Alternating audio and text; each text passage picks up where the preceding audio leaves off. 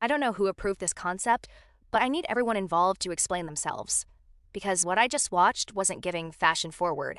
It was giving, we kept saying experimental until nobody questioned it.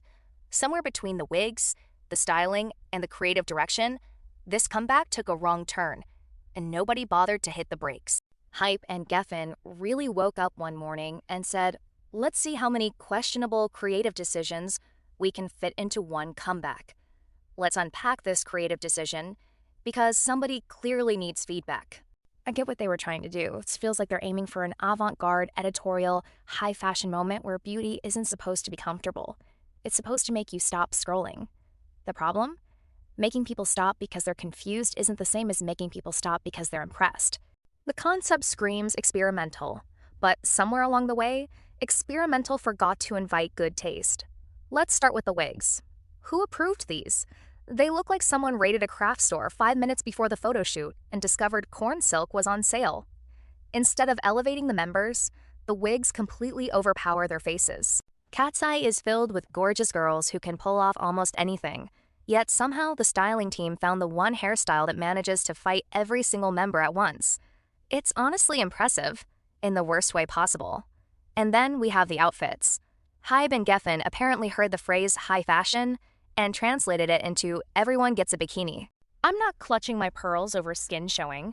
Fashion can absolutely be sexy, but there's a difference between styling that feels intentional and styling that feels like the wardrobe budget disappeared halfway through production. Some of these looks don't read luxury, they read clearance rack after Halloween.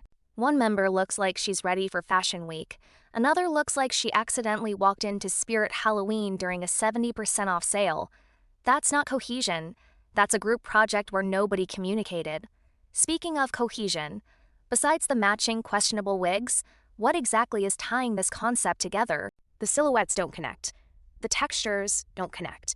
The colors barely connect. It feels less like one artistic vision and more like 6 Pinterest boards crashing into each other. And don't even get me started on the photography. A plain white background can absolutely work. Minimalism can be stunning when the styling does the heavy lifting. But when the styling is already struggling, putting everyone against a completely blank background only exposes every weakness. There's no atmosphere, no depth, no storytelling. It's giving passport photo with a fashion degree. One of the biggest disappointments is Megan's styling. When the overall styling is already questionable, somehow hers still ends up drawing the shortest straw. The outfit feels unfinished, almost like everyone else got a final fitting while hers was assembled 15 minutes before call time. That's not on Megan. That's entirely on whoever thought this was the strongest look available. Then there's the second cover. Didn't we already see these outfits? It honestly feels like they reused assets from the concert poster instead of giving this comeback its own distinct identity.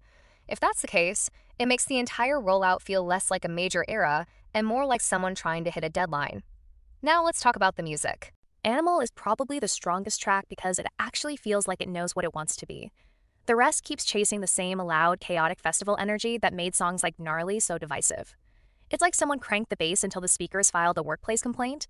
Louder doesn't automatically mean harder. Chaos doesn't automatically mean memorable. Sometimes the song is throwing so many ideas at you that by the end, none of them stick. I can definitely see the Hunger Games inspiration, especially that exaggerated capital fashion. But instead of serving Effie Trinket's iconic theatrical elegance, this feels like her stylist called in sick and someone finished the assignment with 20 minutes left. Here's what frustrates me most. KATSEYE doesn't need all of this. The members are charismatic, they're talented, they already command attention. Yet the creative team seems determined to prove they can manufacture controversy instead of confidence.